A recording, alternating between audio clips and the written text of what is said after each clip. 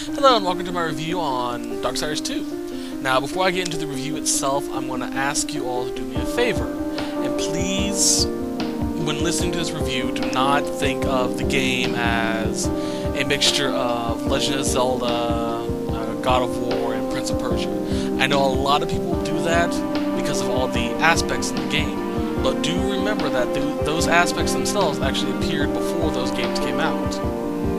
I mean, you can probably think of multiple games that use those formats. So, please give the game the respect it deserves and treat it as a game in of itself, not a mix mash of games you've played in the past. Thank you. Now on to the review itself. The graphics, I give that a 9 out of 10. The only reason why I don't give it a full 10 out of 10 is the dialogue trees when you're actually talking to Karn or Thane or any of the other NPCs that is not during a cutscene. Excuse me.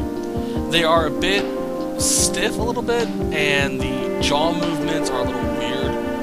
I was kind of, I guess, expecting a little more fluidity in the way their jaws and mouth works. But other than that, the graphics are still really amazing. Storyline, I give that actually a 10 out of 10. Now, normally I don't compare games, but this time I'm going to have to with Darksiders 1 and Darksiders 2. I love the fact that we actually delve into the history of the Horsemen. They actually tell you where they came from. They show you the struggles Death actually goes through, because in Darksiders 1 it was mostly war gets framed, go kill that guy. That's about it. There's not very much character development except for specific scenes involving his interactions with the Watcher and Uriel. Don't get me wrong, there is character development in Darksiders. I just love the fact that Death had a much wider scope of character development. Sound, I'd give that a 10 out of 10. I love the music. I love the sound of despair as you ride him. The sound of the sides, the glaives, everything is all beautifully done in my opinion. I also love the little details like when you use the spell Murder, you actually hear the crows cawing. It's really cool. Gameplay, I actually give this a 10 out of 10. The gameplay is actually really fun. Excuse me. It really does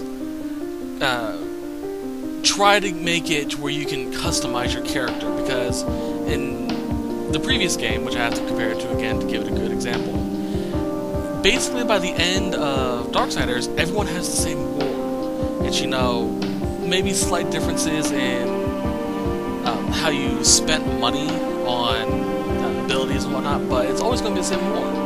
In Darksiders 2, you actually have the ability to make him specialize in the sides, of course, that's his main weapon, or you have him specialize in glaives, armor blades, bucklers, etc., etc.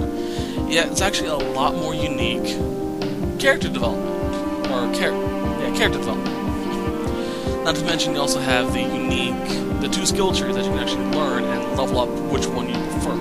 I really love that, and I really enjoyed it. The only thing I wish is if they add a third tree to make it a rogue tree.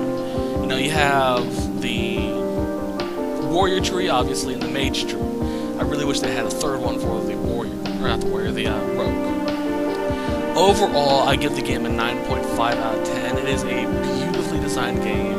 It's actually how I feel a lot of RPGs should be when it comes to hack and slash, like it does in most of the battles. I really look forward to Darksiders 3 when and if it comes out, and any future Darksiders games. And if they do, I'll be sure to do an LP on it. Anyway, I highly, highly recommend you go out and buy a copy of Darksiders 2 to play. It is horribly addictive. Plus, they still have the DLCs and their stuff coming out in the future, so we're still not done with Death's story. Anyway, I hope you guys enjoyed the LP, I hope you guys are enjoying the reviews, and I shall see you in the next one. Bye.